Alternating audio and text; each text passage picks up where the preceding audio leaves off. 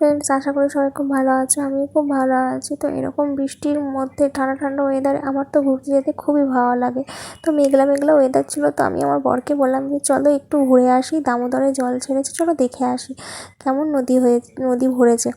তো সেই জন্য আমরা বিকেলবেলা তিনজন মিলে বেরিয়ে গেলাম। আর এই যেই জলগুলো দেখছো, এগুলো মোটো পুকুর নয়, এগুলো সবই হচ্ছে মাঠে এরকম জল দাঁড়িয়ে গেছে আর এরকম সূর্য অস্ত যাচ্ছে। তো দৃশ্যটা দারুণ লাগছিল দেখতে। তো এমন মানে জল ছেড়েছে আর এমন বৃষ্টি হয়েছে, তো মাঠগুলো পুরো ভর্তি হয়ে গেছে জলে। দেখে পুরো মনে হচ্ছে যেন পুকুর, কিন্তু আসলে বন্ধুরা এগুলো কোনো পুকুর নয়, এগুলো মাঠ। আসলে ক্যানেলে জল ছেড়েছে, প্লাস সেই জন্য বৃষ্টির জল হয়েছে, তো সেই জন্য মাঠগুলো পুরো ভরে গেছে জলে।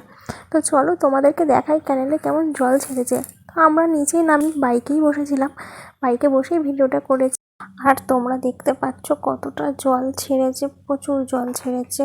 তো তারপরে আমরা ভাবলাম যে যাবো দামোদরে জল দেখতে, নদীর। তো কিন্তু দামোদরে নদীর জল আমাদের দেখা হলো না, কারণ দামোদরে যাওয়ার রাস্তায় প্রচণ্ড মানে এত বৃষ্টি হয়েছে যে প্রচুর কাদা হয়ে গেছে, সেই জন্য আর দামোদরে নদী দেখতে যাওয়া হলো না।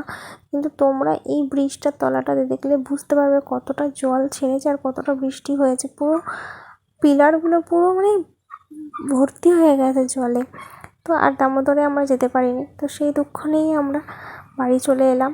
আর ভিডিওটা তোমাদের ভালো লাগলে অবশ্যই লাইক কমেন্ট শেয়ার করে দিও, আর আমার চ্যানেলটা সাবস্ক্রাইব করে দিও এরকম নতুন নতুন ভিডিও দেখার জন্য। আর এই ভিডিওটা দেখার জন্য তোমাদেরকে ধন্যবাদ।